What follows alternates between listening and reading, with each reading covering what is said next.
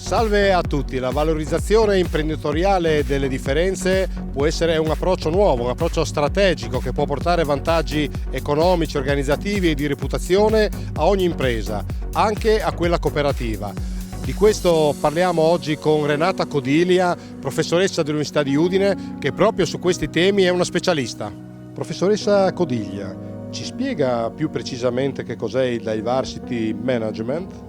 Diversity Management come approccio manageriale strategico, quindi è una modalità di concepire l'azienda in ottica di valorizzazione delle diversità, di tutte le diversità possibili.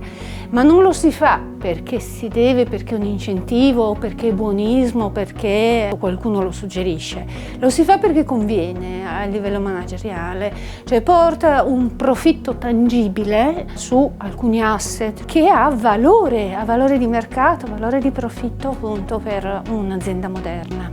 Toccando questo tema in genere si pensa alla diversità di genere, ma questo tema, ripeto, vale solo per le donne o soprattutto per le donne, o la diversità è un po' più complessa? La prima notizia di oggi è che siamo tutti portatori di una qualche diversità in questa concezione. Tutte le variabili, da quelle di personalità a quelle appunto di tipo anagrafico, di appartenenza, ad alcune variabili insospettabili come variabili organizzative, ad esempio la sua anzianità di servizio è un potenziale indicatore e quindi fattore di diversità. Quindi diciamo che le variabili da considerare in quest'ottica sono innumerevoli.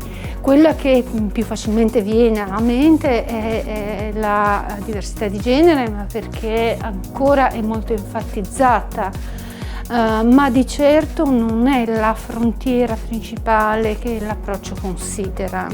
Non ha a che fare solo con un tema al femminile, riguarda i manager e le manager, e quando uno dirige un'azienda pensa in maniera strumentale, in maniera strategica appunto, e questo è il mio suggerimento. Provateci che conviene, che frutta, che porta dei risultati straordinari interni ed esterni a quell'organizzazione.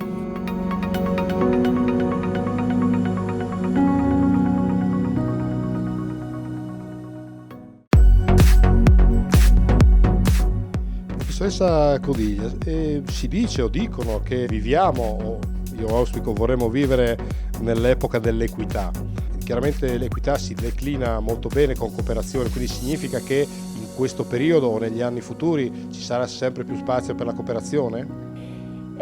Sì, è una conseguenza teorica, se vogliamo, del modello, cioè è un'analisi di quello che è l'evoluzione di questo principio di diversity management, perché necessariamente una certa politica manageriale di un'organizzazione qualunque si riflette a ricaduta sui territori, quindi coinvolge gli stakeholder territoriali, ma necessariamente ha delle implicazioni di tipo culturale, sociale, più ampie. E quindi diciamo che in qualche modo la cooperazione può essere addirittura presa come una sorta di prototipo di quello che può essere la messa a frutto utile, vantaggiosa della gestione della diversità. E certamente questa era dell'equità dovrebbe portare verso strumenti di collaborazione, di accordo, di condivisione, di negoziazione tra i soggetti dei territori, quindi diciamo che dovrebbe favorire la collaborazione e la cooperazione sociale. Si può dire che la diversità, in questo caso nell'impresa cooperativa, oltre che essere un valore iscritto nel DNA, penso, della cooperazione, può anche portare valore all'impresa cooperativa?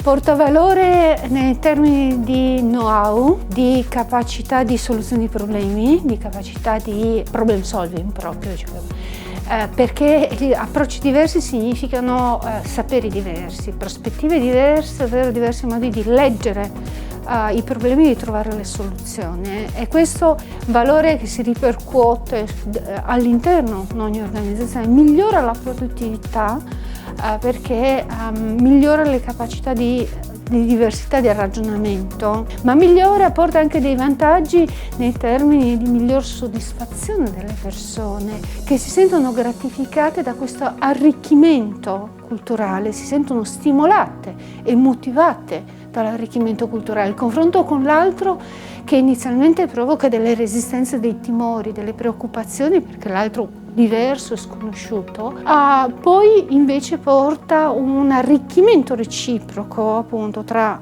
altri diversi, che siano diversità di genere, che siano diversità di età, di religione, di etnia, e aumenta la motivazione, il cosiddetto commitment dei lavoratori, che si sentono molto attaccati alle proprie missioni. Poi invece il vantaggio esterno è nei termini di migliori prodotti verso il cliente, migliore attenzione per il cliente e in fin dei conti anche una migliore reputazione di un'organizzazione, perché sa soddisfare meglio clienti di tipo diverso, che quindi capisce, ascolta e comunica con mercati diversi.